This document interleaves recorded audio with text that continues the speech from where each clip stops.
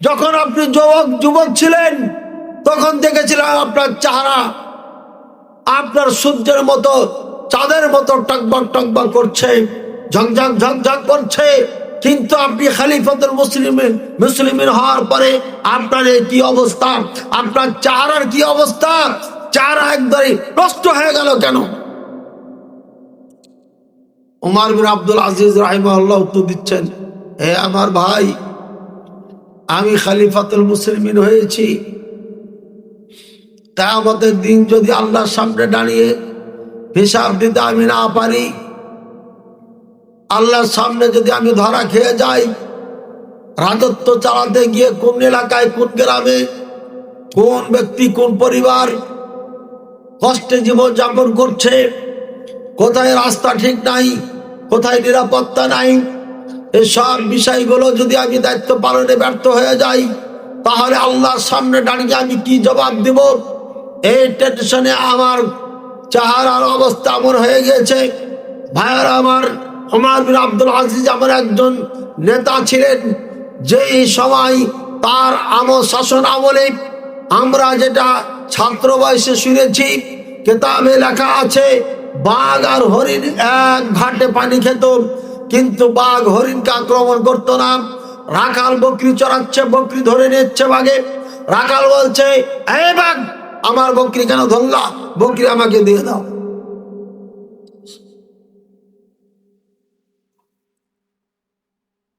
ভাই, ভাঙ্গা গাড়িতে যদি উঠেন তাহলে ধৈর্য ধারণ করতে হবে না? আজকে ভাঙ্গা গাড়ি তুলতেছে, কাজে মাঝে মাঝে সময় দিতে হবে।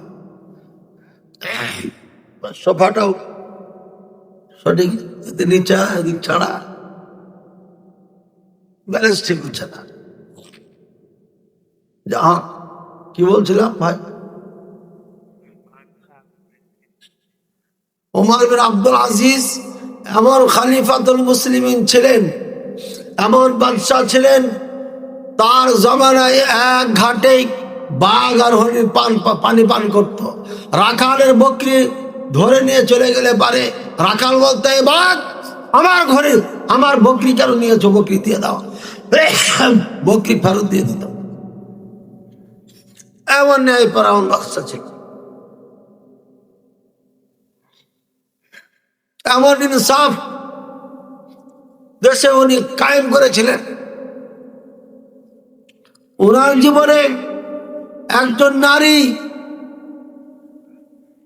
গোটা শরীরে স্বর্ণ অলঙ্কারে আবৃত করে ইরাক থেকে মক্কায় হজ করে চলে যেতেন। জীবনের রাস্তায় তার দিকে কেউ চেয়েও দেখতেন না।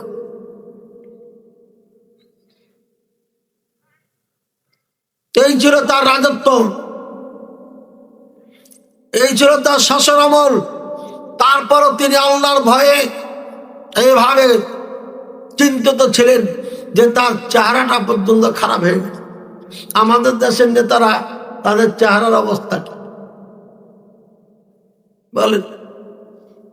খাইতে খাইতে খাইতে খাইতে খাইতে খাইতে খাইতে চামড়া ফুলে যাচ্ছে, চেহারা খারাপ হবে।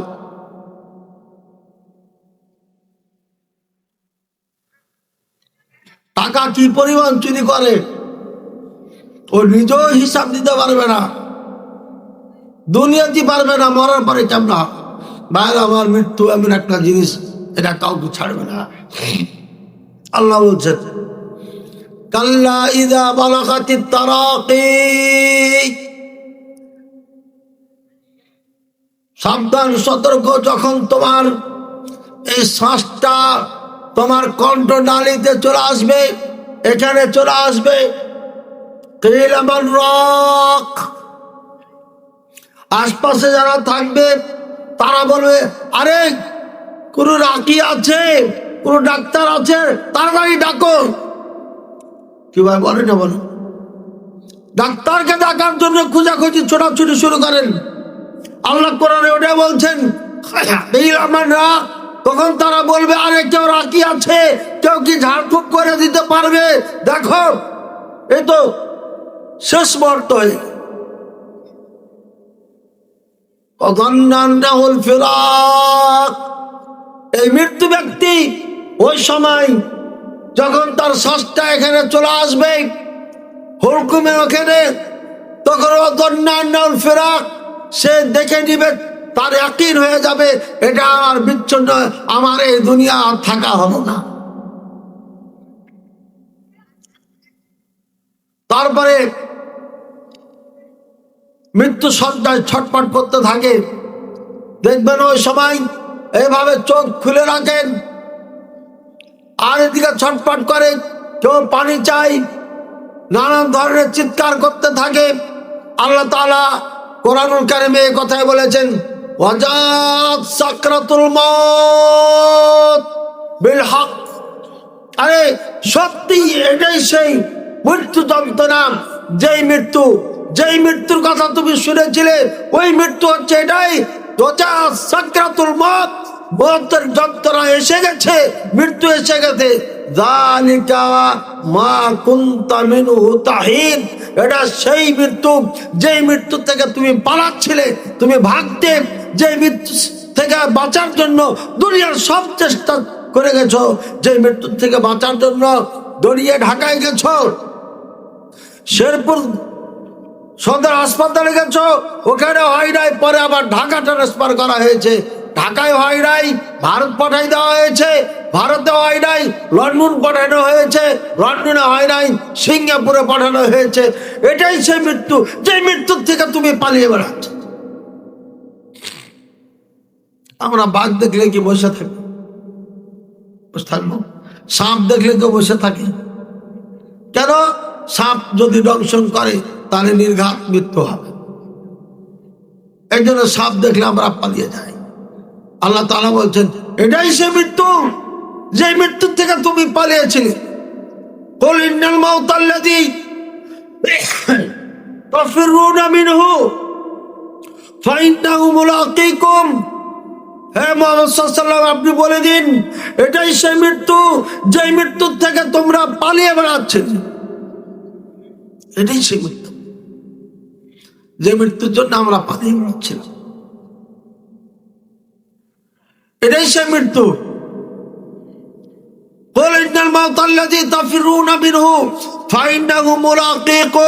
নিশ্চয় এই মৃত্যু তোমাকে গ্রাস করবেই করবে, এখান থেকে পালানোর কোনো উপায় নাই, কোনো রাস্তা নেই। কি আশ্চর্য! মৃত্যু এক কঠিন ভয়ঙ্কর জিনিস। আল্লাহ তাআলা বলেন, কাল্লা ইযা বালাগাতিল হুলকুম ওয়া আনতুম হিনাইযিন তানজুর। যখন শ্বাসটা তার হুকুমে চলে আসে আর তোমরা ওদিকে তাকায় থাকো, তাকায় থাকে না? মৃত্যু ব্যক্তির দিকে তাকায় থাকে, তোমরা তাকায় থাকো। এই অবস্থাতে এই মৃত্যু ব্যক্তি শ্বাসটাকে বের করে নিয়ে চলে যায়। ভাইরা আমার, আল্লাহ তাআলা এই মৃত্যু এমন একটি জিনিস, এটা থেকে কেউ আপনার নাজাত পাবে না। ওয়ালাউ কুনতুম ফি বুরুজিম মুশাইয়াদা, তোমরা এমন একটি বাক্স সন্দুকের মধ্যে থাকবে, যেই সন্দুকের কোনো ছিদ্র নাই, আলো বাতাস নাই, হাওয়া পর্যন্ত ঢুকতে পারে না। এমন সন্দুকের মধ্যে থাকলেও এই মত তোমাকে পাবেই, গ্রাস করবি। এই মত কখনো ছেড়ে দিবে না। সুতরাং মৃত্যু একদিন গ্রাস করবে। আল্লাহ পাক বলেন, ফামান যুহজিহা আনিন নার ওয়া উদখিলাল জান্নাহ ফাকাদ ফাজ। যে ব্যক্তি জাহান্নাম থেকে বেঁচে যাবে, জান্নাতে প্রবেশ করবে, সেই ব্যক্তি সফল হয়ে গেল। এরপরে তৃতীয় বাক্য বলছেন, ওয়া ইন্নামা তুওয়াফাউনা উজুরাকুম ইয়াউমাল কিয়ামা। নিশ্চয় কিয়ামতের দিন তোমাদেরকে পূর্ণ বেনিফিট দেওয়া হবে। অর্থাৎ আজকে মাহফিলের দিন, মাহফিলের প্যান্ডেলের নিচে তোমার বসতে মনে চাই নাই, দড়িয়ে বেরিয়েছ, জিলাপি নিয়ে খালাইতে বোনকে দিয়েছ, মিষ্টি কিনে ভাবিকে দিয়েছ, কিন্তু তোমার প্যান্ডেলের নিচে বসার সময় হয় নাই। সেদিন তোমাকে আমি শাস্তি দিই নাই, আযাব দিলাই, কিন্তু আজকে তোমাকে পূর্ণ পূর্ণ শাস্তি দেব। সেদিন তুমি কার সাথে জিলাপি নিয়ে কথা বলেছিলে? সেদিন তুমি চীনা বাদাম নিয়ে কার সাথে কথা বলেছিলে? মাহফিল হচ্ছিল, কোরআনে আলোচনা হচ্ছিল, তোমার এটা গুরুত্ব হচ্ছিল না, এটাকে গুরুত্ব দাও নাই। আজকে তোমাকে তার বেনিফিট পুরো পূর্ণ দেওয়া হবে। আরো বলা হবে, হে মুসাল্লি, তুমি এখানে বসেছিলে, তুমি কোরআনের কথা শুনছিলে, মৃত্যুর আলোচনা শুনছিলে, তুমি তোমার ঘুম পাওয়া সত্ত্বেও মন চাচ্ছিল বাড়ি চলে যাব, মন চাচ্ছিল ঘুমাবো, তারপরও তুমি এখান থেকে উঠো নাই, তুমি এখান থেকে যাও নাই, তুমি আমার জন্য আমার ভয়ে প্যান্ডেলের নিচে বসেছিলে। আজ সেদিন তোমাকে আমি পূর্ণ বেনিফিট দিই নাই, আজকে তোমাকে পূর্ণ বেনিফিট দিই। সেদিন বেনিফিট দেওয়া হবে, পুরো একদম পরিপূর্ণ বেনিফিট দেওয়া হবে, এক টুকা কমানো হবে না, এক টুকা ছাড়া হবে না। আল্লাহ বলেছেন, ফামাইয়া আমাল মিসকালা যাররাতিন খায়রান ইয়ারা, যে ব্যক্তি বিন্দু পরিমাণ কল্যাণকর কাজ করেছে সে ব্যক্তিকে সেদিন এটা দেখানো হবে।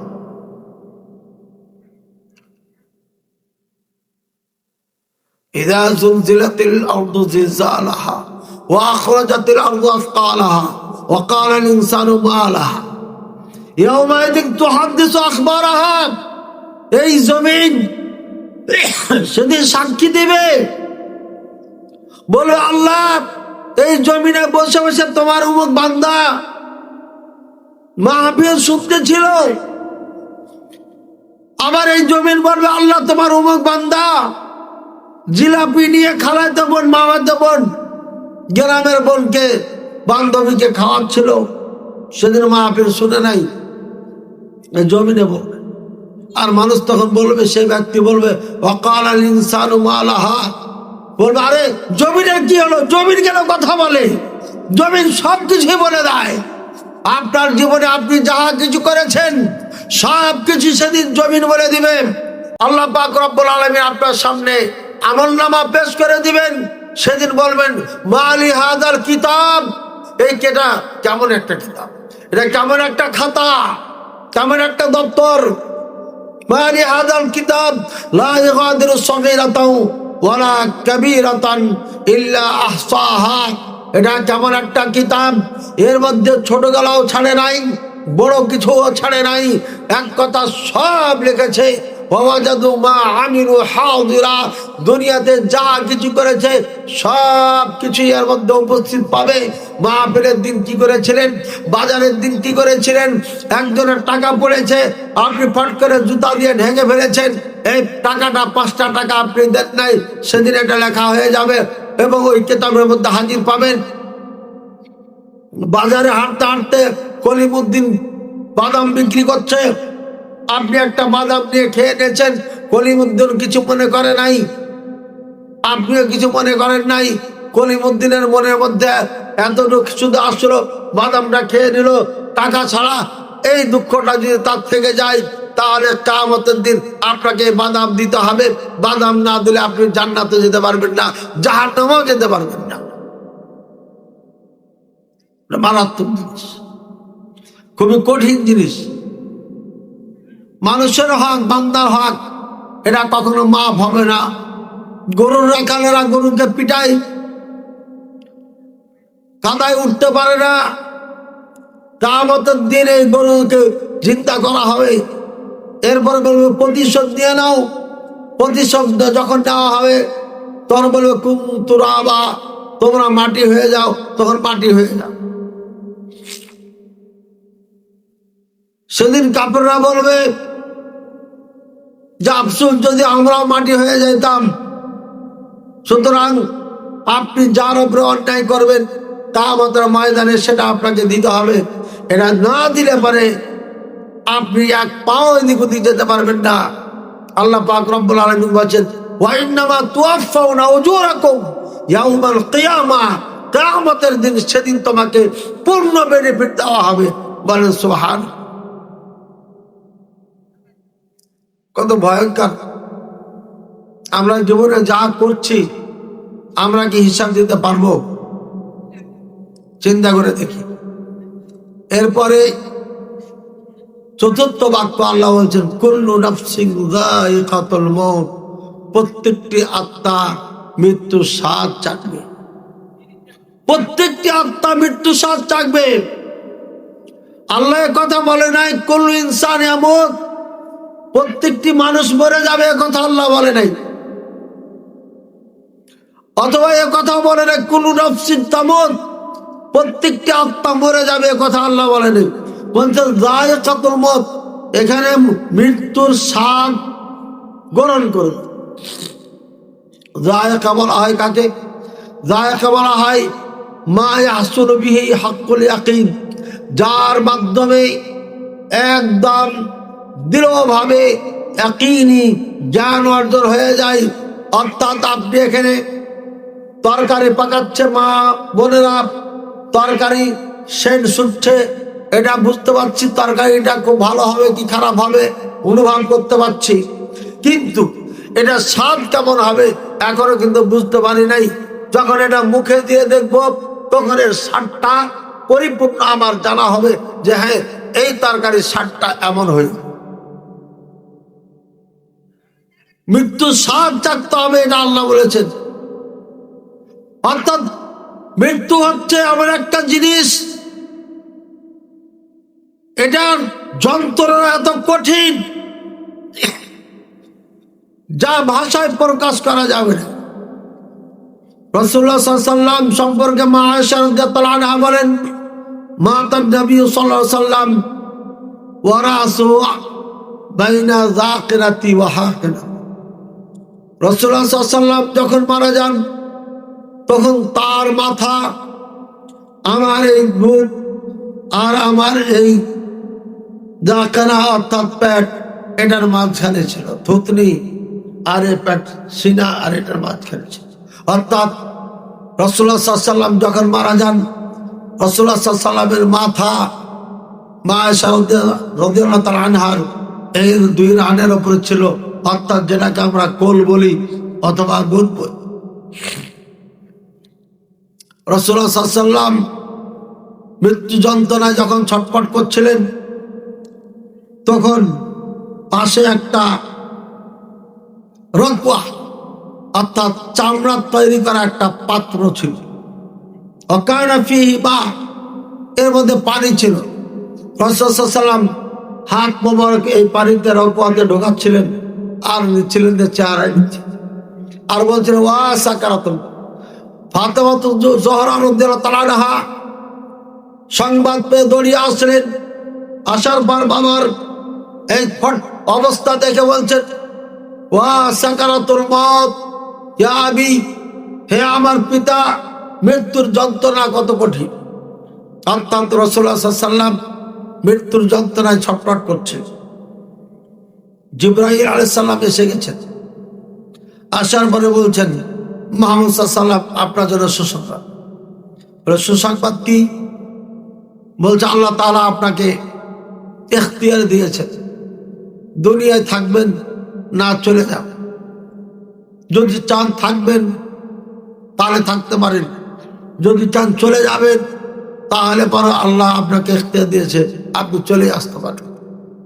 অর্থাৎ ইশমাশি শব্দ হল আপনি যতদিন চাবেন ততদিন এখানে বসবাস করেন। ইশমাশি, যতদিন চাবেন ততদিন আপনি বসবাস করেন।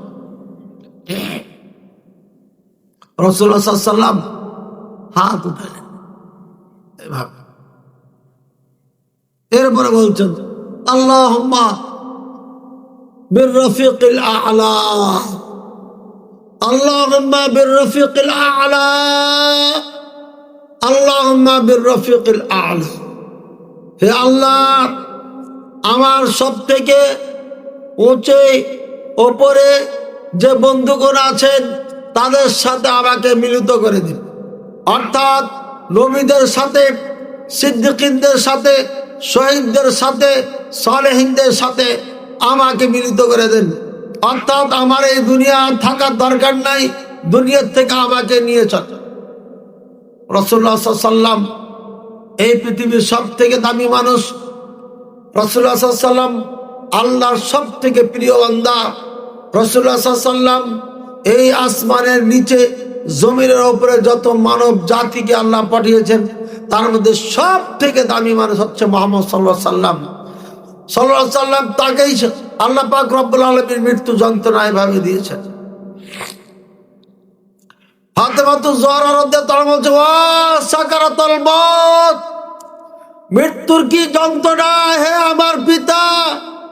রাসূলুল্লাহ সাল্লাল্লাহু আলাইহি সাল্লাম নিজে পানি দিচ্ছেন, আচার মোবারকা দিচ্ছেন। এরপরে শেষে জিবরাইল আলাইহিস সালাম সংবাদ দিলেন, থাকলে থাকতে পারেন, আর জেলে যেতে পারেন। তখন রাসূল সাল্লাল্লাহু হাত উঠাইছেন, যে বলছে আর রাফিকুল আলা, আল্লাহ উপরের বন্ধুদের সাথে আমাকে মিলিত করুন। এরপরে রাসূলুল্লাহ সাল্লাল্লাহু আলাইহি সাল্লামের শ্বাস বের হয়ে চলে যায়। এবার রাসূলুল্লাহ সাল্লাল্লাহু আলাইহি সাল্লাম হাতটা আস্তে আস্তে আস্তে এভাবে হালতে থাকে। মা আয়েশা রাদিয়াল্লাহু আনহা হাতটা ধরে আবার এভাবে রেখে দেন সুন্দর করে। কি বোঝা গেল? এখানে বোঝা গেল আল্লাহ পাক রব্বুল আলামিন উপরে আছেন।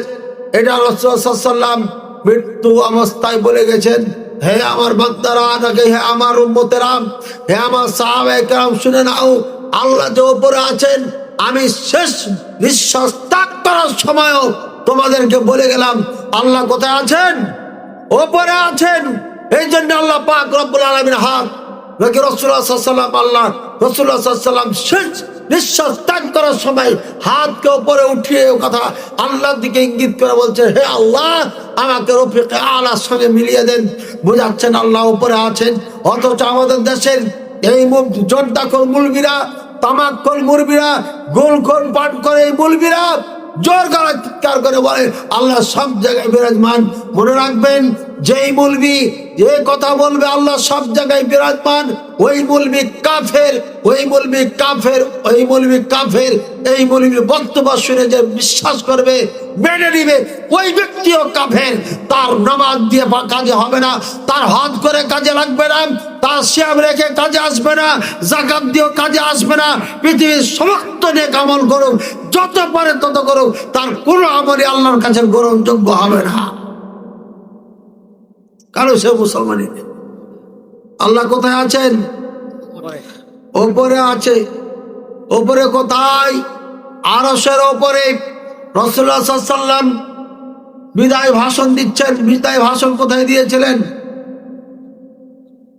আরাফাত। বিদায় হজে বিদায় ভাষণ দিয়েছেন।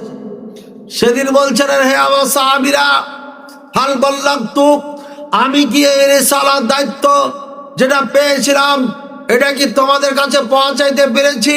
পৌঁছাইছি। হল আদাইতুর রিসালাত, আমি কি আমার রিসালাতকে পৌঁছাই দিয়েছি? সাহাবায়ে কেরাম বলছেন, নাম ইয়া রাসূলুল্লাহ সাল্লাল্লাহু আলাইহি ওয়াসাল্লাম, আপনি আপনার দায়িত্ব পালন করেছেন, আপনি আমাদের কাছে পূর্ণভাবে পৌঁছাই দিয়েছেন। আল্লাহ রাসূল সাল্লাল্লাহু আলাইহি ওয়াসাল্লাম এবার হাত উত্তোলন করে বললেন, আল্লাহুম্মা শাহাদ, আল্লাহুম্মা শাহাদ, আল্লাহুম্মা শাহাদ। হে আল্লাহ তুমি সাক্ষী থাকো, হে আল্লাহ তুমি সাক্ষী থাকো, হে আল্লাহ তুমি সাক্ষী থাকো।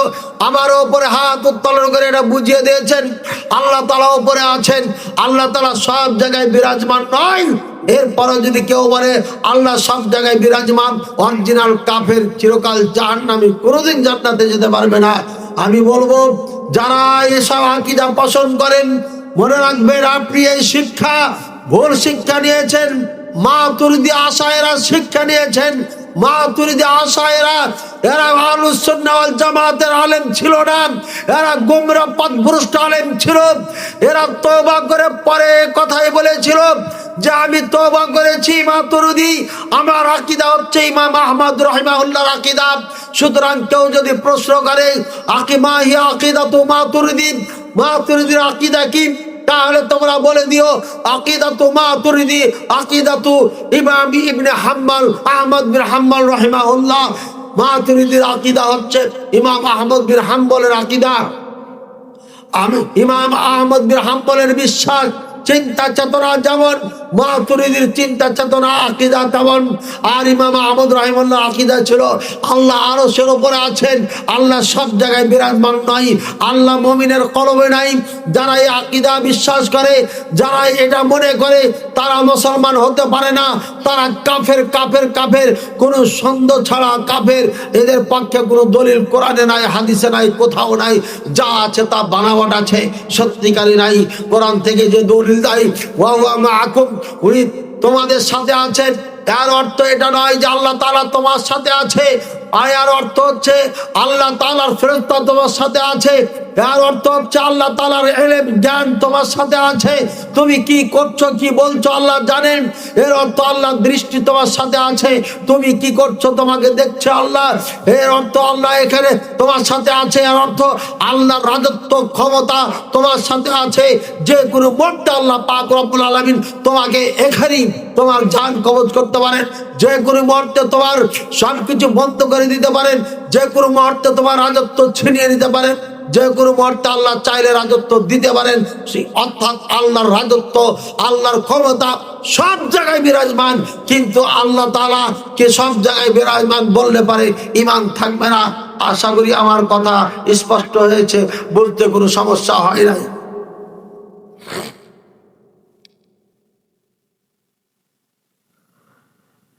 ভাইয়ের আমার, রাসূলুল্লাহ সাল্লাল্লাহু আলাইহি ওয়াসাল্লাম শেষ নিঃশ্বাস ত্যাগ করার সময় কি বুঝাই গেলেন?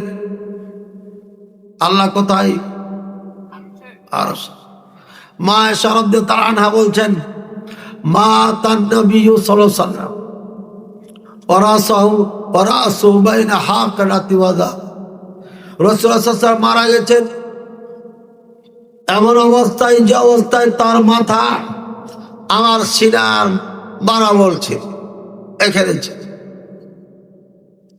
মা আয়েশা কি বলছেন? মা তান নবী সাল্লাল্লাহু আলাইহি ওয়াসাল্লাম। মাতা, মাতা মানে কি? মাতা মানে মৃত্যুবরণ করেছে। মাতা মানে কি? মারা গেছে। কে বলছে কথা? মা আয়েশা রাদিয়াল্লাহু আনহা। মা আয়েশা কেটা? রাসূলুল্লাহ সাল্লাল্লাহু আলাইহি ওয়াসাল্লামের কেটা? স্ত্রী। মা আয়েশা রাদিয়াল্লাহু আনহা রাসূলুল্লাহ সাল্লাল্লাহু আলাইহি ওয়াসাল্লামের স্ত্রী। রাসূলুল্লাহ সাল্লাল্লাহু আলাইহি ওয়াসাল্লামের স্ত্রী আয়েশা রাদিয়াল্লাহু আনহা বেশি জানেন না আপনাদের শেরপুরের জর্দাখর মুলবি বেশি জানেন? কি বলেন? বলেন না কেন? না ভয় লাগছে বলতে?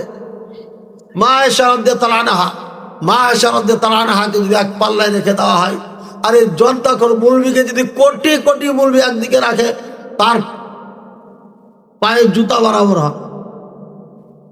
বুঝেছেন কথা? এবার দেখেন, ওমর রাদিয়াল্লাহু আনহু তালোয়ার নিয়ে দাঁড়িয়ে গেছে।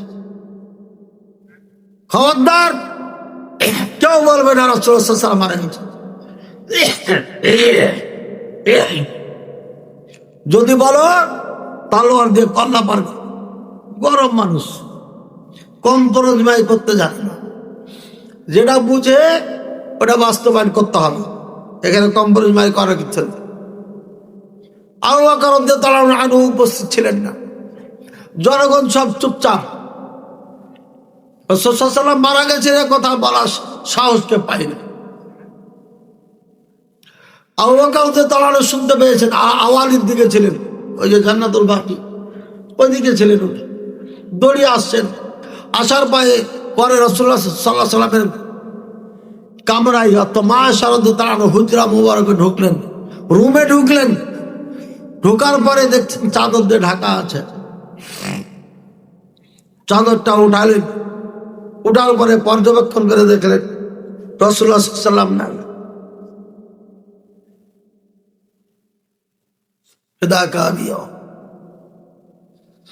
রাসূলুল্লাহ সাল্লাল্লাহু আলাইহি ওয়াসাল্লাম নাই। চাদর উঠে কাব্বালা বাইনা আইনাই আলা জাবাতি। আবু বকর রাদিয়াল্লাহু তাআলা আনহু রাসূলুল্লাহ সাল্লাল্লাহু আলাইহি ওয়াসাল্লামের এখানে চুমা দিলেন, এই কপালে চুমা দিয়ে আবার চাদর দিয়ে রেখে দিলেন, ঢেকে দিলেন। এবার রুম থেকে বেরোয় আসলেন। আয়েশা বলছেন, হে মদিনার মানুষ শোনো, মান কানা ইয়াবুদু মুহাম্মাদান ফাইন্না মুহাম্মাদ কদ মাত। শোনো মদিনার মানুষ, যারা মুহাম্মাদের পূজা করতে, মুহাম্মাদের ইবাদত করতে, মনে রেখো মুহাম্মদ নিশ্চয় মারা গেছেন, কদ মাত অর্থাৎ মারা গেছেন। মাতা শব্দ আল মউত থেকে, মত মানে মৃত্যু, এর বিকল্প অর্থ পৃথিবীতে কোনো ডিকশনারিতে নাই, কোনো তাফসিরও নাই। সুতরাং রাসূলুল্লাহ সাল্লাল্লাহু আলাইহি ওয়াসাল্লাম মারা গেছেন। মা আয়েশা রাদিয়াল্লাহু আনহা বললেন, পরবর্তীতে কে বললেন? আবু বকর রাদিয়াল্লাহু আনহু সমস্ত সাহাবায়ে কেরামের সামনে বলছেন, ফাইন্না মুহাম্মদ মান কানা ইয়াবুদু মুহাম্মাদান, যে ব্যক্তি মুহাম্মদের পূজা করতে, মনে রেখো ফাইন্না মুহাম্মদ কদ মাত, নিশ্চয় মুহাম্মদ সাল্লাল্লাহু আলাইহি ওয়াসাল্লাম মারা গেছেন। ওমান কানা ইয়াবুদুল্লাহ, আর যে ব্যক্তি আল্লাহর পূজা করতে, মনে রাখো ফাইনাল্লাহ হাইয়ুন লা ইয়ামুত, আল্লাহ চিরঞ্জীবী, কখনো মরবেন না। বোঝা যাচ্ছে মৃত্যু না হওয়া এটা বৈশিষ্ট্য হচ্ছে আল্লাহ পাক রব্বুল আলামিনের। মৃত্যু হওয়া এটা হচ্ছে বৈশিষ্ট্য সমস্ত সৃষ্টিজীবের। সুতরাং রাসূলুল্লাহ সাল্লাল্লাহু আলাইহি ওয়াসাল্লাম মারা গেছেন, এটা যদি কেউ অস্বীকার করে তাহলে সে মুসলমান থাকবে না, মুমিন থাকবে না, কাফের হয়ে যাবে। এরপরে রাসূলুল্লাহ সাল্লাল্লাহু আলাইহি ওয়াসাল্লাম এই দুনিয়া থেকে চলে যান। তার জানাজা সালাত কারোর ইমামতিতে হয় নাই। 3 দিন রাসূলুল্লাহ সাল্লাল্লাহু আলাইহি ওয়াসাল্লাম ও করেছেন। কয়দিন ছিলেন? সারা জীবন রেখে দূরে রাখতে পারবে, এটা সরবে না, পচবে না, গলবে। এখন অভাবে আছে। ইন্নাল্লাহ হাররামা আলাল আরদি আসসাদাল আম্বিয়া আও কামা ক্বালা আলাইহিস সালাতু ওয়াসসালাম। আল্লাহ তাআলা এই জমিনের জন্য নবীদের বডিকে, শরীরকে হারাম করে দিয়েছে। এই জমিনে নবীদের বডি খেতে পারবেন, হারাম। কাজী রাসূলুল্লাহ সাল্লাল্লাহু আলাইহি ওয়াসাল্লাম 3 দিন ছিলেন, সারা জীবন রেখে দিল, কোনো সমস্যা ছিল, কিন্তু তাকে রাখা হয়, তিনজন, চারজন, পাঁচজন, 10 জন করে জানাজার সালাত পড়েছেন। রুমের ভিতরে ছিলেন, অল্প জায়গা, যখন যে পেরেছে ঢুকে নামাজ পড়ে চলে এসেছে। এরপরে রাসূলুল্লাহ সাল্লাল্লাহু আলাইহি ওয়াসাল্লামকে কোথায় মাটি দিবেন এই নিয়ে মতনৈক্য হয়। শেষমেশ ডিসিশন হলো এটা, রাসূলুল্লাহ সাল্লাল্লাহু আলাইহি ওয়াসাল্লামকে যেখানে জান কবজ করা হয়েছে এখানে মাটি দিতে হবে।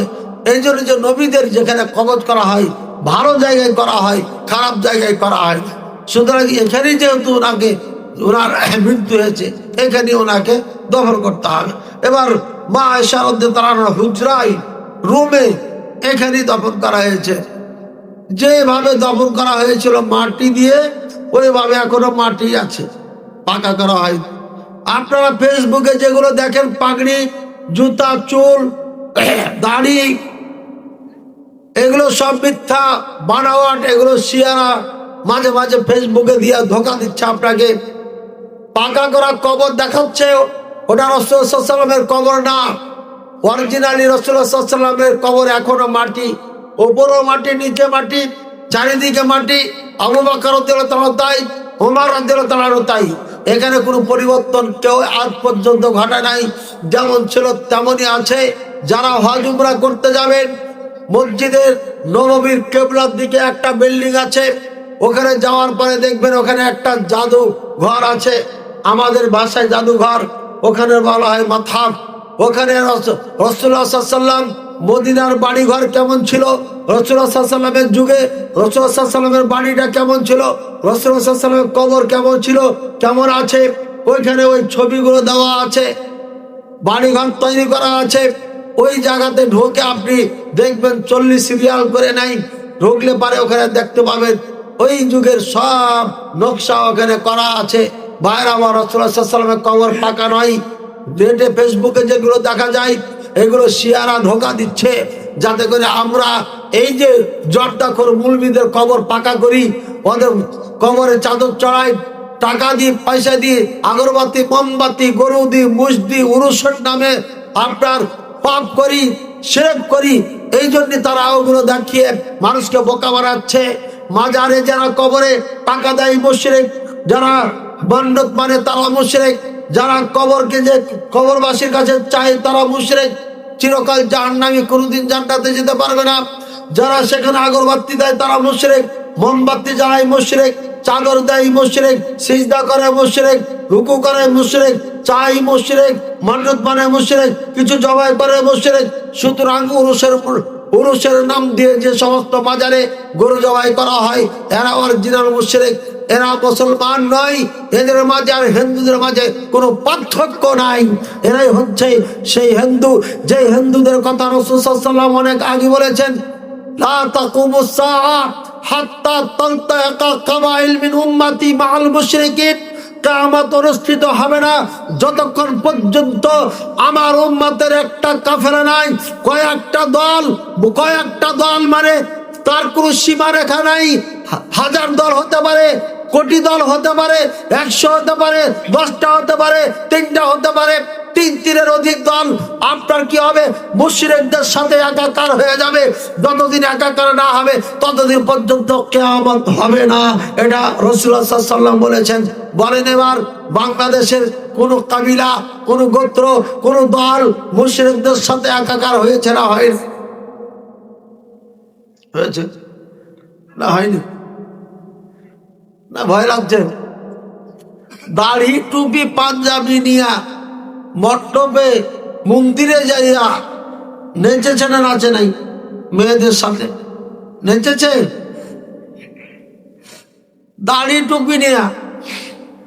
আমাদের দেশের কিছু আলেমে ফতোয়া দিয়েছে, সর্বপ্রথমে একজন আলেমে দিয়েছে যে প্রয়োজনে আমরা হিন্দুদের মন্দির পাহারা দেব। কেটা আমার নাম বলেন তো? এই ঘোষণা কে দিয়েছে? এবং মন্দির পাহারা দিয়েছে তা বলেন কেটা? নাম বলবেন না, মানে আপনারা কারোর কাছে খারাপ হবেন না। আমরা বললে বলবেন যে হুজুরটা হিংসুটা, ওর উন্নতি দেখতে পারে না, এই জন্য ও বলছে এই কথা। আপনারা পরে এই কথা বলুন, এই জন্য আপনাদের মুখ দিয়ে বলাচ্ছি। আপনারা বলে এই মন্দির পাহারার ফতোয়া কোন মৌলবি দিয়েছিল? এই মৌলবিকে গুলিস্তানে নিয়ে যে তওবা করে দাবে জনসম্মুখে বায়তুল মুকাররমে তওবা করে যদি মুসলমান হয় তাহলে পিছনে সালাত হবে, আর না হলে যারা মন্দির পাহারার ফতোয়া দিয়েছে এদের পিছনে কাউরের নামাজ হবে না। এদের মাঝে আর হিন্দুদের মাঝে কোনো পার্থক্য নাই। এক কোন মৌলবীর বাচ্চার ক্ষমতা থাকলে আমার ফতোয়া চেঞ্জ করে দেখা, ফতোয়া দিয়ে গেলাম। আর যারা এই মন্দিরে গিয়ে প্রসাদ খেয়েছে, নেচেছে, গেয়েছে, তাদের সাথে একাকত্ব প্রকাশ করেছে, ঘোষণা দিয়েছে, এরা হচ্ছে অরিজিনাল হিন্দু অর্থাৎ মুশরিক। চিরকাল জাহান্নামে, কোনোদিন জান্নাতে যেতে পারবে না যতদিন তওবা করে কালিমা পড়ে গোসল করে মুসলমান না হবে ততদিন পর্যন্ত। এদের পিছনে নামাজ তো দূরের কথা, এরা যদি মুরগি জবাই করে তাও খাওয়া যায় হবে না। এরা মুসলমান না, মনে রাখেন। আল্লাহ পাক রব্বুল বুঝার তৌফিক দান করুন। এই সমস্ত আলেম দিয়ে জাহান্নাম উদ্বোধন করা হবে। এরাই হচ্ছে সেই জাহান্নামের কিং। এরাই মুসলমানকে ধোঁকা দিয়ে লক্ষ লক্ষ কোটি কোটি মুসলমানকে বেঈমান বানাবে। এরা ইসলামের নাম ব্যবহার করে ইসলামের লেবেল লাগিয়ে রেখেছে। খবরদার ধোঁকায় পড়বে না, কোরআন সুন্নাহর বাইরে যাবেন না। আল্লাহ রাসূল যে কথা বলে গেছেন, যেভাবে চলার জন্য বলেছেন সেভাবে চলবেন, সেভাবেই করবেন, সেভাবেই বলবেন। বিন্দু পরিমাণে একটু এদিক ওদিক যদি হয়ে যায় তাহলে পরে আপনার জীবন ধ্বংস হয়ে যাবে। শিরকাত মারাত্মক। রাসূলুল্লাহ সাল্লাল্লাহু আলাইহি ওয়াসাল্লাম বলছেন, নামলাতুন সাউদা, কালো একটা চিউটি অর্থাৎ পিপিলিকা, ফি হাজরিল আসওয়াদ, ফি হাজরিল আসওয়াদ, কালো একটা পাথরে চলতেছে। ওর পায়ের যেমন শব্দ শোনা যায় না, ওর চলার গতি যেমন বোঝা যায় না, ওর পায়ের যেমন কোনো শব্দ বোঝা যায় না, শিরক এমন মারাত্মক, এই শিরকটা প্রবেশ করবে উম্মতের মাঝে, এটাও বোঝা যাবে না। ভাইরা আমার, আজকে শিরক ঢুকে গেছে। ওইদিকে পাথর দিয়ে খাড়া করে রেখেছি, আগামী 16 ডিসেম্বরে আসবে, এখানে কয়েক হাজার মুশরিকের বাচ্চারা যে ওখানে ঈমান হারা হবে। ওদিকে আর একটা পাথর বানিয়ে রেখেছি ভাষার জন্য, সেখানেও হাজার হাজার, আপনার লক্ষ লক্ষ এই সন্তান, মায়ের সন্তান ঈমান বিক্রি করার জন্য যাবে।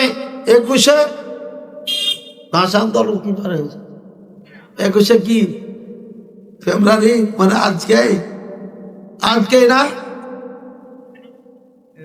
ওইটা নভেম্বর চলছে, ভুলে গেছে। 21 ফেব্রুয়ারি সেখানে ঈমান বিক্রি করবে। তাই আল্লাহ তাআলা আগে একটু ইঙ্গিত দিয়ে দিয়েছেন। আজকে ঢাকায় ভূমিকম্প হয়েছে, আপনারা কি শুনেছেন? কতজন মারা গেছে? আমি এক জায়গাতে দেখলাম 3 জন মারা গেছে, আর বাকি দেখা হয় নাই। আজকে শরীরটা খুব খারাপ ছিল, অসুস্থ ছিলাম, উঠতে পারছিলাম না বিছান থেকে। কিন্তু আল্লাহ যে আজকে মাহফিল করাবে, এটাও আমি ভাবতে পারি নাই। মেহমান বললো, আপনি এই শরীর নিয়ে, গলা নিয়ে কেমনে মাহফিল করবেন? বলেন, মাহফিল হয়েছে না হয়নি? হয়েছে না হয়নি?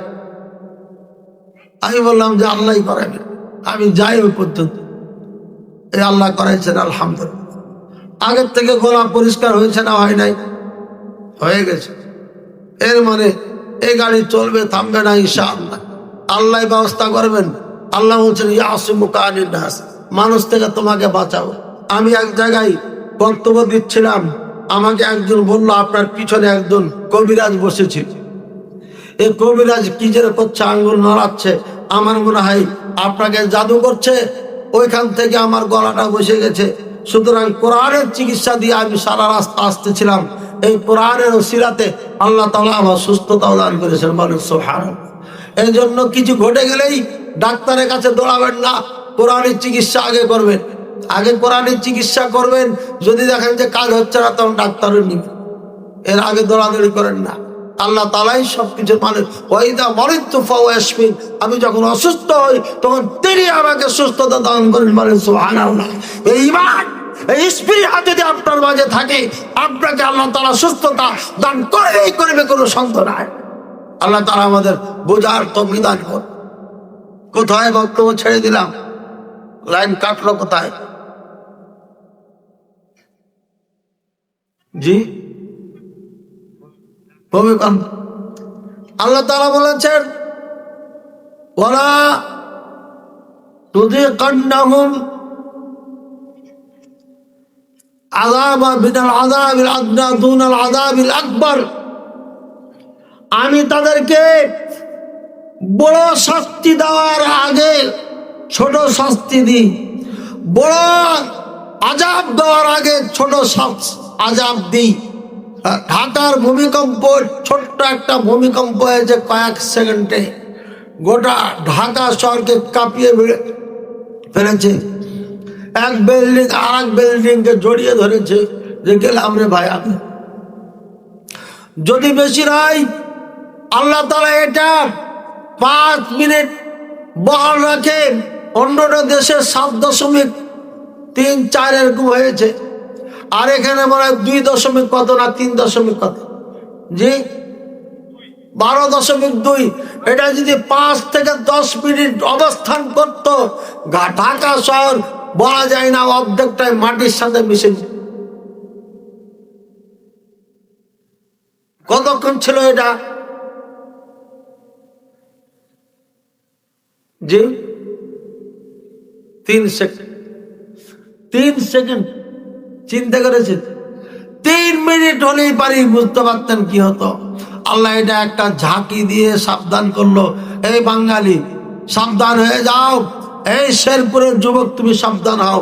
তুমি কোন মেয়েকে নিয়ে ওই বোটানিক্যাল গার্ডে, রমনা পার্কে বসে আড্ডা মারছিলে? শেরপুরের মেয়ে বেহায়া, বেশরম, নির্লজ্জার মতো আপনার পরপুরুষের ঘাড়ে হাত দিয়ে কাঁধে হাত দিয়ে রাস্তা হাঁটো, পরপুরুষের সাথে রেস্টুরেন্টে যে চাইনিজ খাও আর নিজের ইজ্জত বিলীন করো। আমার আগের বক্তা বলেছিলেন আসিয়া রাদিয়াল্লাহু তাআলা আনহা ফিরআউনের মতো জলেমের ঘরে থেকে জান্নাত লাভ করেছে, আর তুমি মুসলমানের ঘরে জন্ম নিয়ে তুমি জান্নাত হারাচ্ছ। তোমার মতো কপাল পোড়া মুসলমান আর কেউ হতে পারে না। ঘরে ঘরে বেশ্যা তৈরি হয়েছে, বেশ্যা স্ত্রীকে দিয়ে ভিডিও তৈরি করতেছে, তৈরি করার পরে ফেসবুক ইউটিউবে ছাড়ছে, আর সেই ইনকামের টাকা দিয়ে বিল্ডিং বানাচ্ছে, সেটাও দেখাচ্ছে। এগুলো সব বেশ্যা, যারা মাগি দিয়া নিজের স্ত্রীকে দিয়ে টাকা ইনকাম করে ফেসবুকে, এরা হলো বেশ্যা, এরাই বেশ্যা। এদেরকে বর্জন করতে হবে। এরা সমাজে থাকলে পারে, এদেরকে শাস্তির আওতায় আনতে হবে। এদের কারণে বহু যুবক যুবতী নষ্ট হয়ে যাচ্ছে। বাংলাদেশ গোটা ব্যবসায় পরিণত হয়েছে। চিত্র জগতে যারা কাজ করে তারা নগ্ন পোশাকে, খোলামেলা পোশাকে মিডিয়ার সামনে এসে নিজের চেহারা প্রদর্শন করছে, বেগানা পুরুষের সাথে কেক খাওয়াখাই করছে, বিউটি পার্লার থেকে সেজে গুছে এসে যুবকদেরকে ধ্বংস করছে। বেশ্যার কারখানা বাংলাদেশ তৈরি করে ফেলেছে, যার কারণে আল্লাহ পাক রব্বুল আলামিন হালকা ভূমিকম্প দিয়ে সাবধান করেছে। যদি সাবধান না হয়, এ হত্যাযজ্ঞ যদি বন্ধ না হয়, চাঁদাবাজি যদি বন্ধ না হয়, জুলুম অত্যাচার যদি বন্ধ না হয়, সুদী কারবার যদি বন্ধ না হয়, জেনা ব্যভিচার যদি বন্ধ না হয়, হতে পারে আল্লাহ তাআলা কঠিন ভূমিকম্প দিয়ে এমন একটা দেশকে মাটির থেকে নিচ্ছিন্ন করে দিবে। ভাইয়ের আমার, এর জন্য আল্লাহর দিকে ফিরে আসি, তওবা করি, ক্ষমা চাই। আল্লাহ তাআলা সব কিছুর মালিক। যে আল্লাহ তাআলা জীবন দিয়েছেন, ওই আল্লাহ তাআলা মৃত্যু দিতে পারেন। যে আল্লাহ তাআলা আপনাকে সুখ দিয়েছেন, ওই আল্লাহ তাআলা আপনাকে দুঃখ দিতে পারেন। এই জন্য সাবধান হয়ে যান। আল্লাহ পাক রব্বুল আলামিন বলেন যে কুল্লু নাফসিন যায়কাতুল মউত, প্রত্যেকটা আত্মা মৃত্যু বরণ করবেই করবে। মানুষ যখন মৃত্যু শয্যায় ছটফট করে, তখন এখান থেকে প্রথম পায়ের দিক থেকে আপনার শ্বাস আসতে থাকে, ধীরে ধীরে দেখবেন এগুলো ঠান্ডা হয়ে যায়, পায়ের তালু ঠান্ডা হয়ে যায়, নড়াচড়া করে না। ওয়াদান্নাউল ফিরাক, মালাকুল মউত ইয়াজলিসু ইনদা রাসিহি, ওই মৃত্যু ব্যক্তির মাথার নিকটে মালাকুল মউত এসে বসে যায়। যখন তখন বলে ইয়া আইয়াতুহান নাফসুল খাবিসা, এ খবিস আত্মা, উখরিজি ইলা রাব্বিকি গাদবানা, তুমি তোমার রবের দিকে ফিরে আসো। যে অবস্থায় তোমার রাগ তোমার উপরে রাজি নয়, রাগান্বিত হয়ে আছেন।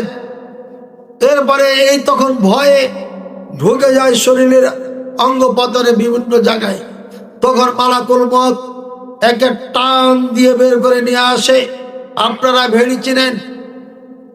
ভেড়ি চিনেন? যারা ভেড়ি ভেড়া চড়াইছেন বকরিয়ারা বুঝবেন।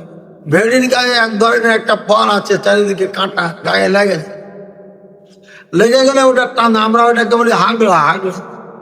হাগড়ার গাছ বলি, ঠিক আছে না? চিনেন?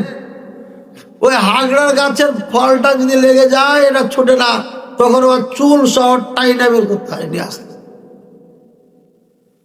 তো যখন ওটা খেতে ঢুকে যায়, বের হতে চায় না, তখন ওই হাগড়ার ফলের মতো ওকে টান দিয়ে নিয়ে চলে আসে। এই মরতে খুব কষ্ট, ছিঁড়ে যায়, জ্বলে যায়, পুড়ে যায় একদম। এর গায়ে টাচ করলে কষ্ট পায়। ওর আজাব এখান থেকে শুরু হয়ে, মৃত্যুর আজাব শুরু হয়ে গেছে। এখন থেকে সে কবরে, কবর মানুষকে রাখা হয় যেভাবে গর্ত করা হয়, এটা কি কবর বলে আপনাদের ভাষায়? বেশিরভাগ মানুষকে কবর দেওয়া হয়, এই জন্য এটাকে কবর বলা হয়েছে। অনেক মানুষ সাগরে ডুবে পড়েছে, নদীতে ডুবে পড়েছে, পুড়ে কয়লা হয়ে শেষ হয়েছে। যখন মৃত্যু হয়েছে তখন থেকে তার হায়াতে বারজাখে চলে গেছে। পুরো মৃত্যুর পরের জীবনটাকে হায়াতে বারজাখিয়া বলা হয়। এর নাম কি? হায়াতে বারজাখিয়া। রাসূলুল্লাহ সাল্লাল্লাহু আলাইহি ওয়াসাল্লাম মারা গেছেন, মারা যাওয়ার পরে কবরে ওনাকে রাখা হয়েছে। এই জীবনটা হলো হায়াতে বারজাখিয়া। আমরা আপনারা সব মরে যাব, কবরে রাখা হবে অথবা রাখা হবে না, আল্লাহ না করুক কোথায় মৃত্যু হয়ে যাবে, লাশের জানাজা হবে না, দাফন কাফন হবে না। এই মৃত্যুর পর থেকে যে জীবনটা, এটাকে হায়াতে বারজাখিয়া বলা হয়। রাসূলুল্লাহ সাল্লাল্লাহু আলাইহি ওয়াসাল্লাম কবরে জীবিত আছে, শহীদ যারা তারা জীবিত আছে, নবীগণ জীবিত আছে, কিন্তু এই জীবিত দুনিয়ার মতো নয়। এই জন্য হায়াতুন নবী বলা যাবে না। রাসূলুল্লাহ সাল্লাল্লাহু আলাইহি ওয়াসাল্লাম যেমন জীবিত আছে, আদম হাওয়া, আদম থেকে নূহ আলাইহিস সালাম, ইব্রাহিম আলাইহিস সালাম, যত নবী আছে সবাই জীবিত আছে। তো তাদেরকে তো হায়াত আদম বলা হয়নি, বলা হয়েছে হায়াত মূসা ঈসা বলা হয়েছে, হায়াত ইব্রাহিম বলা হয়েছে, হায়াত নূহ বলা হয়েছে, বলা হয় নাই। কাজী রাসূলুল্লাহ সাল্লাল্লাহু আলাইহি ওয়াসাল্লাম জিন্দা আছে বলে হায়াতুন নবী বলতে হবে, এটা মূর্খতা, অজ্ঞতা ছাড়া কিচ্ছু। সমস্ত নবীগণ যেভাবে কবরে জিন্দা আছে, মুহাম্মদ সাল্লাল্লাহু আলাইহি ওয়াসাল্লাম ওইভাবে জীবিত আছে। রাসূলুল্লাহ সাল্লাল্লাহু আলাইহি ওয়াসাল্লাম বলেছেন যে যখন আমার উপরে কেউ সালাম দেয়, ইয়ারদ্দু আলাইয়া রূহি, তখন আমার কাছে রূহকে ফিরিয়ে দেওয়া হয়। আমাকে রূহ যখন দিয়ে দেওয়া হয়, আমি তখন সালামের উত্তর দিই ডাইরেক্ট। এই জন্য আমরা রাসূলুল্লাহ সাল্লাল্লাহু আলাইহি ওয়াসাল্লামের কবরের পাশে গেলে আমরা বলি আসসালামু আলাইকা ইয়া রাসূলুল্লাহ। ওখানে আমরা বলি এইভাবে, হে আল্লাহ রাসূল সাল্লাল্লাহু আলাইহি ওয়াসাল্লাম, আপনার প্রতি আল্লাহর রহমত বর্ষিত হোক, শান্তি বর্ষিত হোক। এই জন্য যে রাসূলুল্লাহ সাল্লাল্লাহু আলাইহি ওয়াসাল্লাম কবরে জীবিত আছে, তিনি নিজে উত্তর দেন, এর মানে বোঝা যাচ্ছে রাসূলুল্লাহ সাল্লাল্লাহু আলাইহি ওয়াসাল্লাম শুনতো।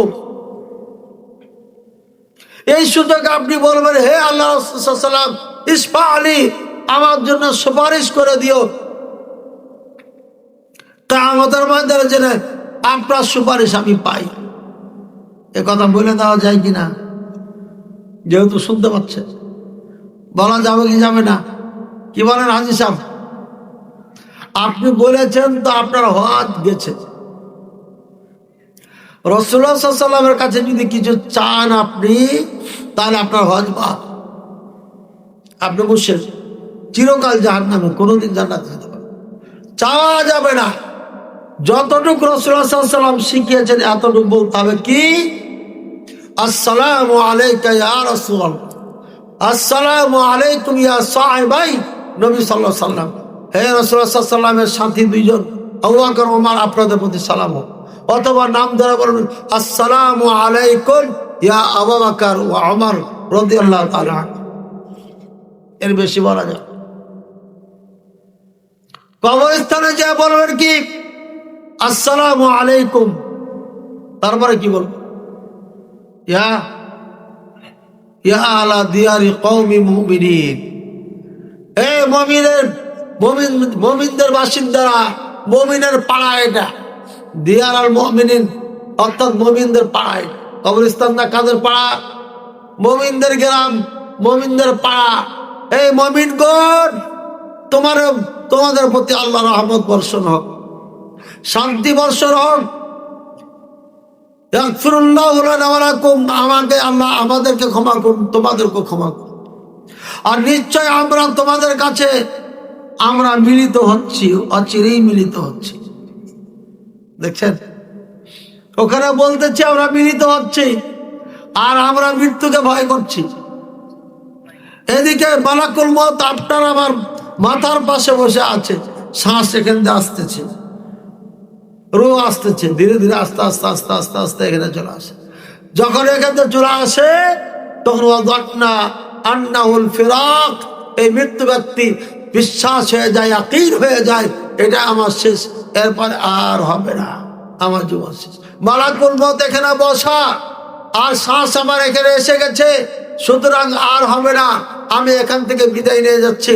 ওয়ালতাফাতিস সাকু বিসাক, পা পায়ের সাথে লেগে যায়, পা আর নড়াচড়া করে, নড়াচড়া করে আর চলে। হিনাইযিন আনতুম তানজুরুন, এই সময় আপনারা আমরা সবাই দেখে থাকতাম। এখন কি বলবেন? এই অবস্থায় যদি আপনার পিতা, আপনার মাতা, আপনার অমুক সমামিত হয়ে যায়, নাকি অবস্থা উৎপটিত হয়ে যায়, কি বলবেন ভাই? কি করবেন? এসব কোন ব্যক্তি মৃত্যুর শয্যায় যদি ছটফট করতে না থাকে, বোঝা যাচ্ছে লোকটা মৃত্যুর কাছাকাছি, তখন কি করবেন? তাড়াতাড়ি সূরা ইয়াসিন পড়ে, তাই না? ইয়াসিন পড়বেন না? সূরা পড়ে ডাক, হুজুর কা ডাক, কেমন ডাক্তার ডাক দে, সূরা ইয়াসিন পড়াবেন। সূরা ইয়াসিন পড়া যাবে না, এটা ভুল চর্চা। এই হাদিস চলবে না, এটা হাদিস নয়, এটা বানাওয়াট। আর কিছু হাদিস আছে একদম এত দুর্বল, এটা আমল করা যাবে না। রাসূলুল্লাহ সাল্লাল্লাহু আলাইহি ওয়াসাল্লাম বলছেন, যখন মৃত্যু শয্যায় ছটফট করবে তখন বলো লাক্কিনু লাক্কিনু মাউতাকুম লা ইলাহা ইল্লাল্লাহ, তোমাদের মৃত্যু ব্যক্তিকে লা ইলাহা ইল্লাল্লাহ তালকিন দাও। যখন লা ইলাহা ইল্লাল্লাহ পড়বে বলবেন, হে আমার পিতা বলুন লা ইলাহা ইল্লাল্লাহ।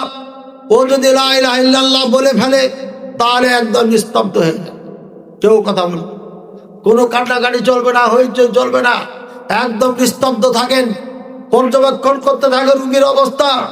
রোগী যদি আমার বউ বলে, আমার কথা বলে ফেলে, তখন বলবেন, হে আমার পিতা, হে আমার ভাই, হে আমার বন্ধু, বলো লা ইলাহা ইল্লাল্লাহ। যদি লা ইলাহা ইল্লাল্লাহ বলে আবার চুপ থাকেন, যদি আবার কিছু কথা বলতে লাগে, উল্টাপাল্টা করতে লাগে, তখন আবার বলেন, বলো লা ইলাহা ইল্লাল্লাহ। লা ইলাহা ইল্লাল্লাহ বললে পরে একদম চুপ থাকেন। কেন? রাসূলুল্লাহ সাল্লাল্লাহু আলাইহি ওয়াসাল্লাম বলছেন, মান কানা আখিরু কালামিহি লা ইলাহা ইল্লাল্লাহ দাখালাল জান্নাহ, যে ব্যক্তির শেষ কথা লা ইলাহা ইল্লাল্লাহ হবে সেই ব্যক্তি জান্নাতে চলে যাবে, বলেন সুবহানাল্লাহ। সুতরাং মৃত্যুর সময় লা ইলাহা ইল্লাল্লাহ বেশি বেশি করে পাঠ করবেন, বলবেন, বলার জন্য বলবেন। লা ইলাহা ইল্লাল্লাহ ছাড়া কোনো শব্দ যেন না হয়, লা ইলাহা ইল্লাল্লাহ ছাড়া যেন কোনো কাজ না করা হয়, কোনো আমল করা না হয়, সব সময় বলবেন লা ইলাহা ইল্লাল্লাহ বলেন। মৃত্যু ব্যক্তি যদি লা ইলাহা ইল্লাল্লাহ বলে দেয় তাহলে আপনি সফল হয়ে গেলেন, কামিয়াব হয়ে গেলেন। মৃত্যু ব্যক্তি যদি লা ইলাহা ইল্লাল্লাহ ছাড়া চলে যায় তাহলে পরে তিনি শেষ হয়ে গেল, জাহান্নাম চলে যাবে। যদি মনে মনে বলে থাকে ভালো, আর মনে মনে বলে যদি না মনে থাকে তাহলে পরে আল্লাহ ভালো জানেন তার কি হবে। আল্লাহ তাআলা যেন আমাদের ঈমানের উপরে কালিমা লা ইলাহা ইল্লাল্লাহ শেষ কথা হয়ে যেন আমাদেরকে দুনিয়া থেকে নেই, বলেন আমিন। ওয়া আখির দাওয়ানা আনিল হামদুলিল্লাহি রাব্বিল আলামিন।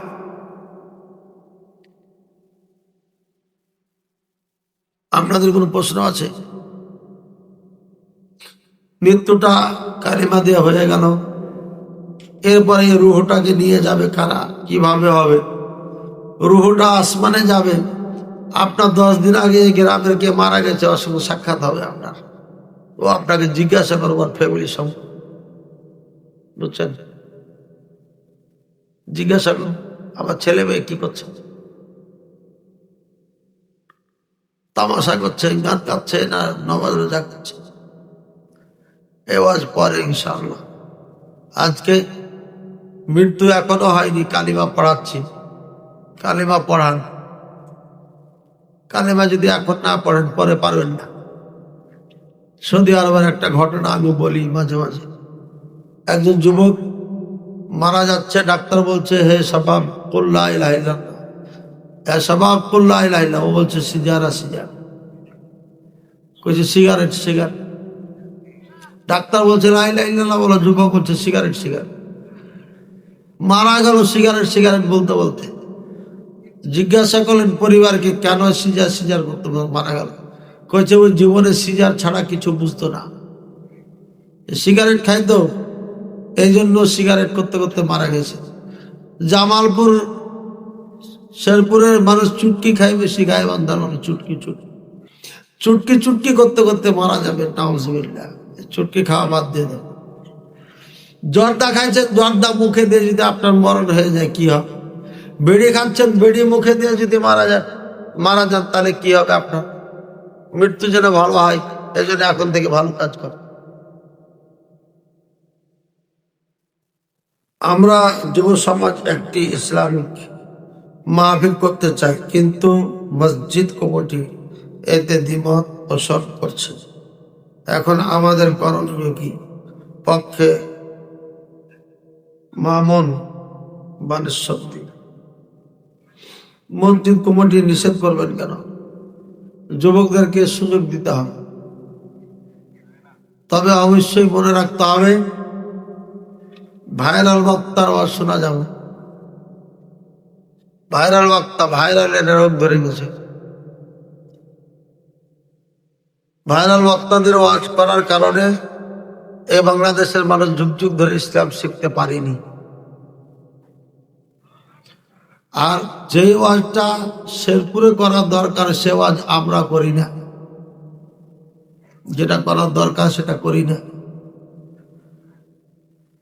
সর্বপ্রথম তাওহীদের ওয়াজ করতে হবে, লা ইলাহা ইল্লাল্লাহ, এরপরে নামাজ, এরপরে যাকাত, এরপরে রোজা, এরপরে হজ। এটাও যুবকেরা আয়োজন করেছেন। যদি এটা করতে চান, যারা ভাই মুরব্বী আছেন তাদের সম্মতিতে বিজ্ঞ আলেম ওলামা দিয়ে করেন, লোক কম হোক সমস্যা নেই। যে বক্তার মাহফিলে লোক বেশি হয়, ভাইরাল হওয়ার কারণ, ও আর শুনতে তো আসে না, দিন শিখার জন্য আসে, তামাশা করতে আসে।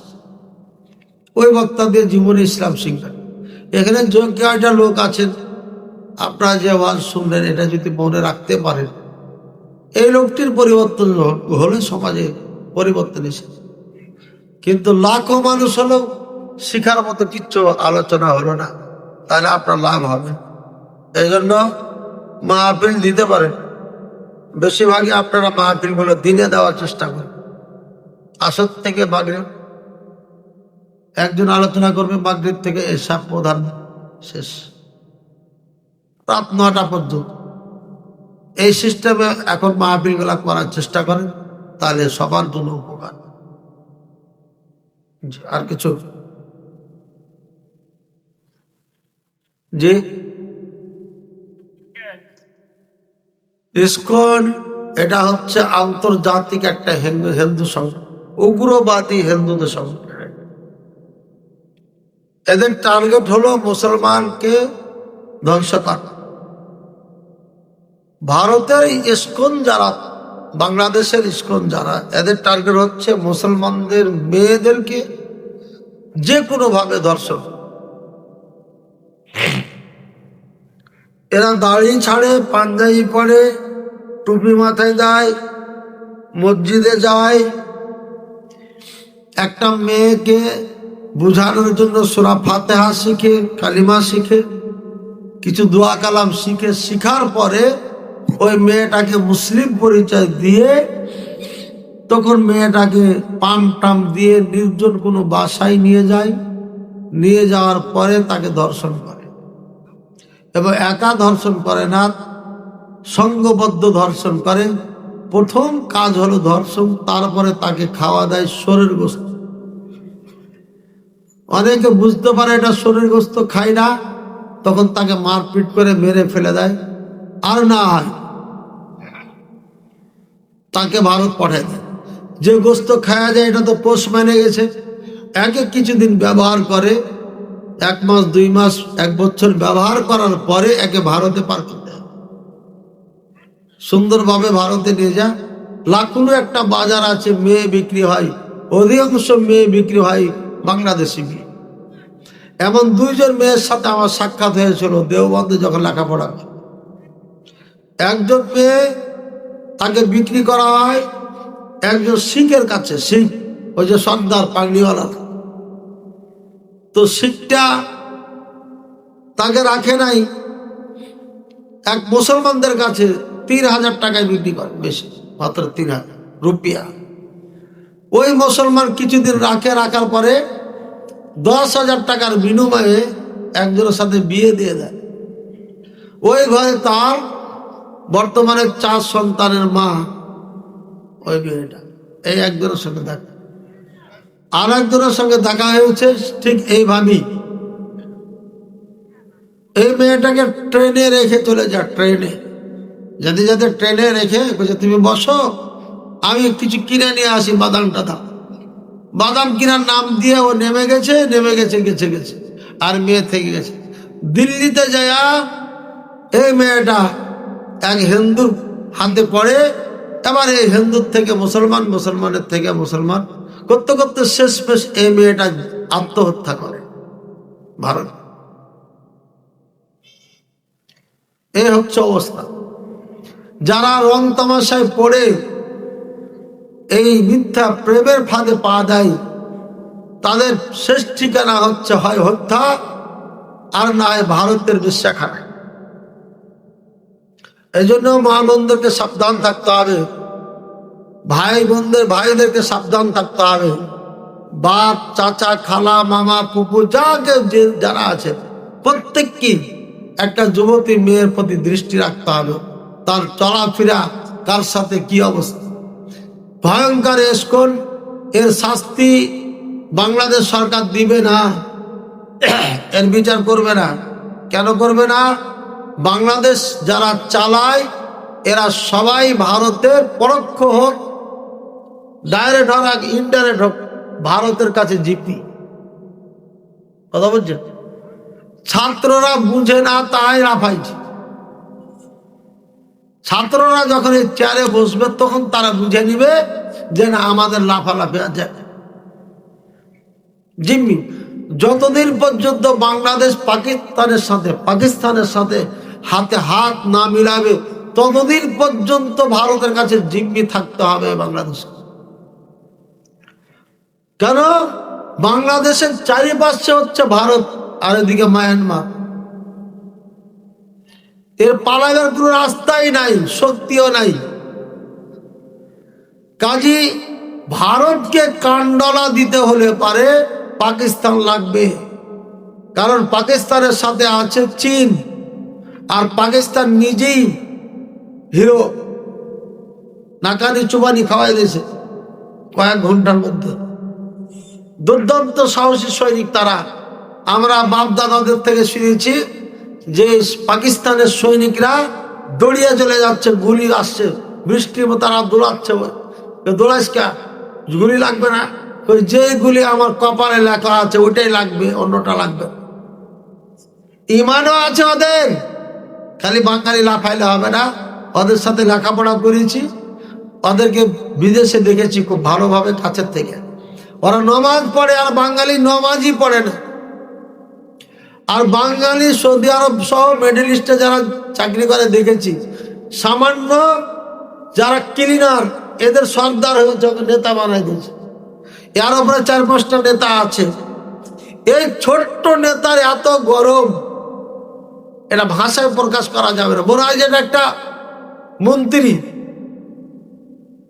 অথচ এর থেকে বড় বড় ম্যানেজার যারা পাকিস্তানি, তাদের কাছে বিনয়ী। আমরা গেলে পরে সম্মান করে, শ্রদ্ধা করে, চা দেয়। আমি এক ক্লিনার এক অফিসে গেছিলাম, এক কোম্পানিতে দাওয়াতি কাজের জন্য। মিলন ভাই, কুমিল্লা বাড়ি, নাম বলে দিলাম। বলে পাঠাইছে এই ক্যাম্পে কোনো দাওয়াতি কাজ চলবে না, ওপর থেকে নিষেধ আছে। সৌদি আরবের মাটিতে কেমন কথা পেয়েছি চিন্তা করেছেন? আমি বললাম আমার নাম কি? কইছে মিলন। বাড়ি কোথায়? কুমিল্লা। আচ্ছা ঠিক আছে। অফিসে যে একটা ফর্ম নিয়ে আসলাম, পরের দিন গেলাম ডাইরেক্ট অফিসে যা বললাম এই ফর্মটা পূরণ করেন। ফর্ম দেখার আকাশের চোখ উঠে গেছে। পূরণ করেন, আর নাহলে এখনই পুলিশ ডাকবে। কইছে না না না না ভাই, আমি তো এখানে এই মসজিদ আমি করে দিয়েছি, এই কার্পেট গালা আমি দিয়েছি, এই করেছি ওই করেছি, আমি দিনের সাথে কাজ করি, নমাজ পড়ি, রোজা করি, হজ করি, মানে পুরো আল্লাহর ওলি হয়ে গেছে এখন। অথচ এই মিলন আমাকে বক্তব্য দিতে দেয়নি, বলছে মসজিদে এলে দেওয়া যাবে না। এত বাঙালি শয়তান। বাঙালি একটু ক্ষমতা পাইলে মনে করছে যে আমি কি বা হলু রে, মুই কি হলু রে। খুবই খারাপ জাত আমরা, অহংকারে ভরা প্রত্যেকটি মানুষ। ইল্লামান রাহিমা রাব্বুল, আবার ভালো আছে। তুলনামূলক অন্য দেশিরা আমাদের থেকে অনেক ভালো, তাদের অহংকার নেই। অনেকে বলে যে বাংলাদেশিরা খুব দিনদার, একটুকাও দিনদার না। এরা ধর্মই বোঝে না, কিসের দিনদার? এদের মাথার টুপি, গায়ে জুব্বা ছাড়া কিচ্ছু না। এটা দিন না। দাড়ি, টুপি, পাগড়ি, গায়ে জুব্বা এটা দিন নয়। দিন হচ্ছে এটা যার ভয় নাই তার কিচ্ছু নাই। আমি একজন বাংলাদেশি হিসাবে এ কথা আমার মুখে সাজে না, কিন্তু আমি সত্য কথাটা বলতাম, চোখে দেখে বলছে। এত অহংকারী পৃথিবীতে আর কেউ নাই। কাফেররাও নাই, কাফেররাও বিনাই। ইন্ডিয়ার হিন্দুরা অনেক জায়গায় ম্যানেজার হয়ে আছে, বড় বড় পোস্টে চাকরি করে। কোনো দিন আমাদেরকে বলে না এখানে দাওয়াতি কাজ করা যাবে না। সৌদি আরবে ইসলামিক সেন্টারে চাকরি করতাম, কোনোদিন কোনো কোম্পানিতে বলে নাই যেখানে আপনার ইসলামের কথা বলা যাবে না বা ওয়াজ করা যাবে না, বলা যাবে, কোনোদিন বলে নাই। কিন্তু এই লোকটা পুরাই বলে দিলে এখানে এগুলো কোনো কিছু করা যাবে, ওপর থেকে নিষেধ। ওপর থেকে কে নিষেধ করবে? সরকার আমাদেরকে চাকরি দিয়ে রেখেছে এই গাধা গাধাকে মানুষ করার জন্য, আর ওপর থেকে নিষেধ করবে কেটা বলেন তো? ওপর থেকে নিষেধ করবে কিনা? আমাদেরকে লাখ লাখ টাকা দিয়ে চাকরি দিয়ে রেখেছে সরকার এই প্রবাসীদেরকে দিন শেখানোর জন্য, আর ওখানে ও নিষেধ থেকে আসবে। যদি নিষেধ থেকে আসে কোনো ম্যানেজার করে থাকে, ওর ঘাটতি বস্তা উল্টা পাল্টা পানি চলে দিতে হবে, সৌদি আরব থাকা না। বুঝছেন? এটা একটা কথা বললাম, অনেক জায়গাতেই দিনের কথা গেলে বলতে গেলে শুনে না, বলছে আমরা এখানে ইসলাম শিখতে আসিনি, আমরা ইসলাম শিখে এসেছি বাংলাদেশ থেকে, অথচ কালিমাই জানে। কিন্তু আপনি ভিনদেশি যারা আছে, ফিলিপাইনের লোককে দেখবেন, ওকে যদি বলতে যান অনেক আদবের সাথে কথা শুনবে, পালিয়ে যাবে না, না কর। শোনার পরে ইসলাম কবুল করে নেয়, সাথে সাথে কবুলও করে নেয়।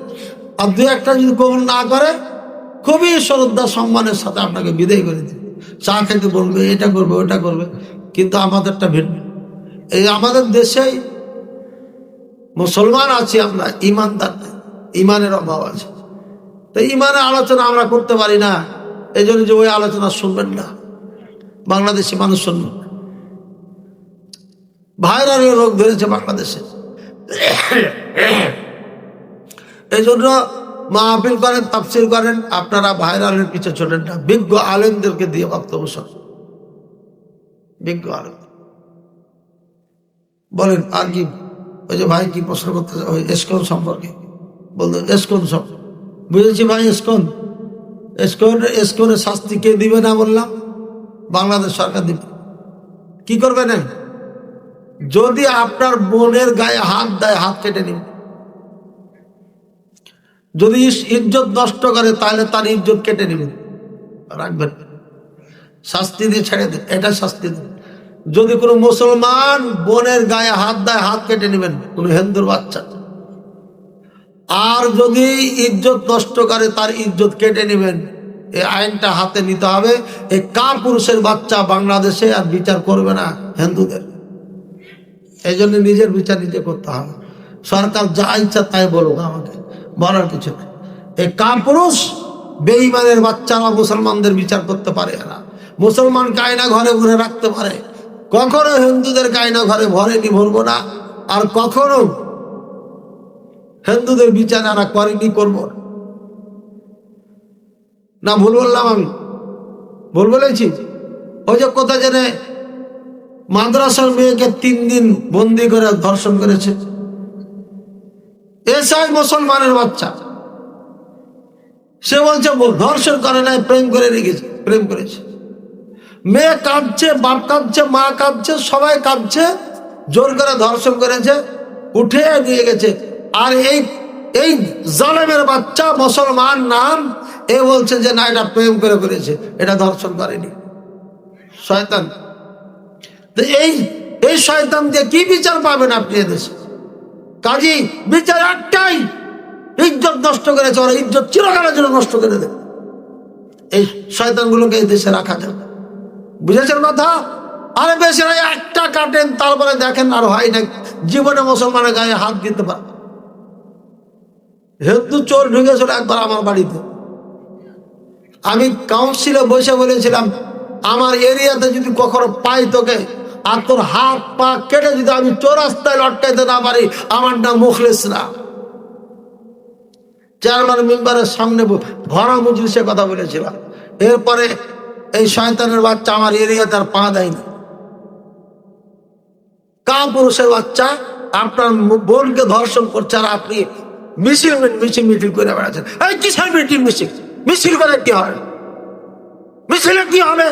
বোকা জাতি কোথাকার, মিছিল দিয়ে কি হবে? সারা জীবনে তো মিছিল করো।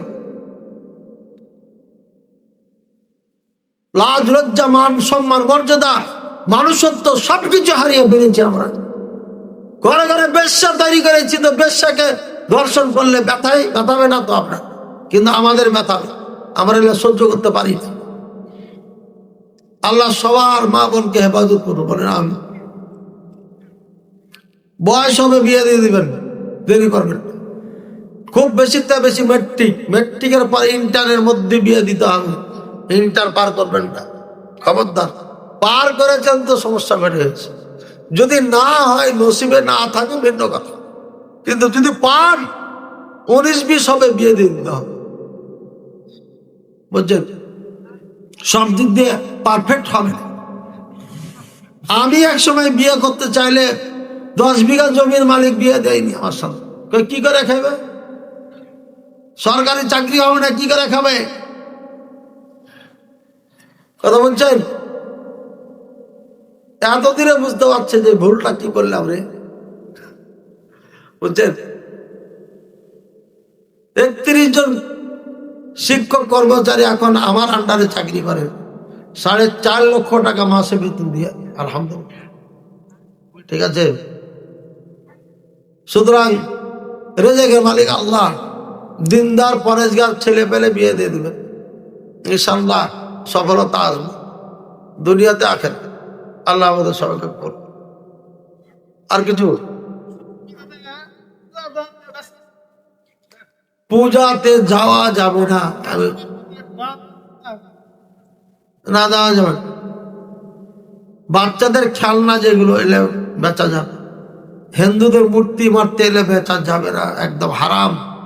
এবং হিন্দুদের যে পূজা হয়, মেলা হয়, মেলাতে দোকান দেওয়া যাবে না, নিজেও যাওয়া যাবে না, ওখানে কেনাকাটা করাও যাবে না, জায়েজ না।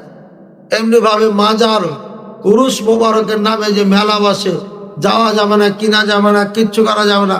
ওদের মাঝে আর হিন্দুদের মাঝে কোনো পার্থক্য নাই, একই। আল্লাহ সবাইকে বুঝাতো না। আল্লাহ তুমি এই মাহফিলকে কবুল করে না।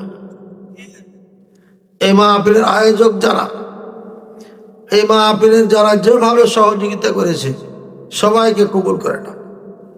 আল্লাহ যারা আলোচনা শুনতে সরাসরি আমার সম্মুখে এবং যারা লাইভের মাধ্যমে অনলাইনে দেখছেন, পরে দেখবেন, সবাইকে ক্ষমা করে দাও, সবাইকে মাফ করে দাও। আল্লাহ সবাইকে কোরআন সুন্নাহ ভিত্তিক জীবনযাপন করার তৌফিক দান করুন। আল্লাহ সবাইকে দিনের উপর অটল থাকার তৌফিক দান করুন। আল্লাহ এই সন্ত্রাসী উগ্রবাদী হিন্দুদের থেকে মা বোনকে হেফাজত করুন। মুসলমানকে সচ্চার তৌফিক দান করুন। মুসলমান যুবকদেরকে আল্লাহ দিনের পথে আসার তৌফিক দাও। আল্লাহ দেশে এমন সরকার নিযুক্ত করো যারা ইসলাম মুসলমানকে ভালোবাসবে, স্কুল কলেজে ইসলামের সিলেবাস তৈরি করবে এবং সেটা অন্তর্ভুক্ত করবে। আল্লাহ এমন নেতা নিযুক্ত করো না যারা ইসলাম মুসলমানকে ভালোবাসে না, বাসবে না।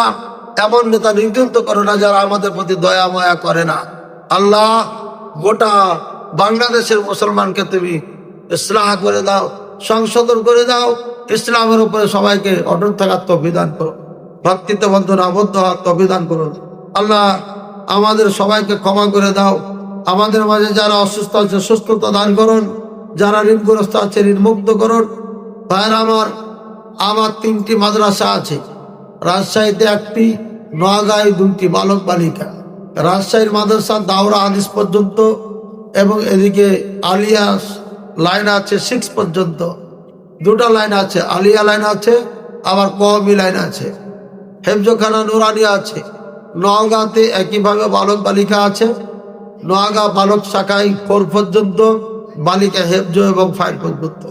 সুতরাং আপনারা আমার জন্য দোয়া করবেন, প্রতিষ্ঠানের জন্য দোয়া করবেন। অনেক টাকা ঋণী আছে, সেটা যেন পরিশোধ করতে পারি, দোয়া করবেন। আল্লাহ তাআলা আপনাদেরকে ঋণ মুক্ত করুন, সবাইকে ঋণ মুক্ত করুন।